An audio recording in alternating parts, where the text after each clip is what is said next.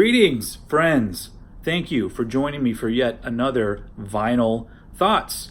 Today I'm going to talk about an album that is actually one of my favorite metal albums ever made, and it's an album that doesn't really get talked about very much, but it should. Today I'm going to talk about the second album from German death metal band Morgoth. Now, a lot of people probably know this band more for their first album, which is called Cursed, and that's a little bit more straightforward death metal. They still kind of throw their own little spin on it, but it is more straightforward. The reason why I dig this one is the reason why I dig a lot of albums and a lot of second albums is because there is an expansion and they're trying new shit. These guys have taken their death metal sound and greatly expanded it. To the point where sometimes when I'm trying to explain this album, I don't really know how to put it into words. There's a little bit of progressive metal in there, if you want to call it that. There's still some death.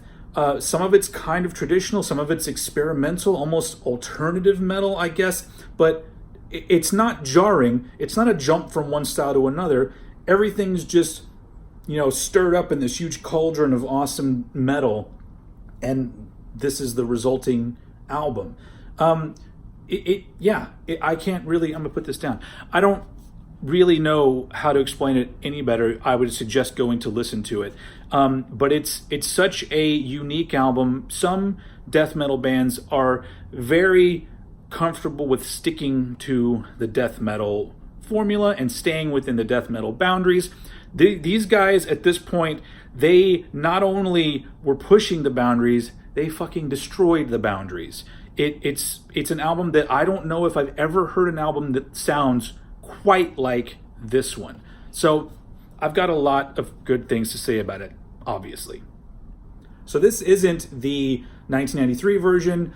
I wasn't able to get one of those, unfortunately, but this is the 2014 reissue, also on Century Media. They were both on Century Media as far as I know.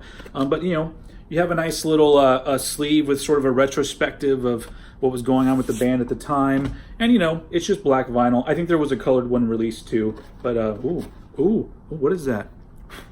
Get off there. Sorry about that. I don't like little thingies being on my records. Get the fuck off. Anyway, black vinyl, nothing special. But the album, that is something special. And this repressing of it sounds really good. What more can I ask for? I want a copy of this on vinyl. I got it, so I can't complain.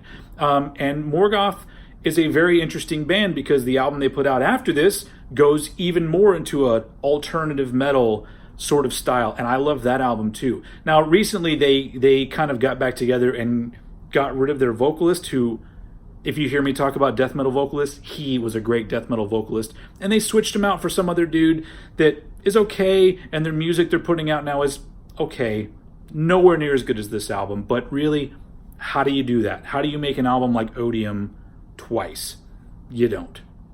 Anyway, that's all I've got to say about this album. Go out and listen to Morgoth Odium. I'd suggest even listening to their first album, Cursed, and the album after this, which is called Feel Sorry for the Fanatic. All are great stuff. You know how much I love when a band progresses. I truly love that. So anyway, thanks for watching me, and I will see you guys again next time.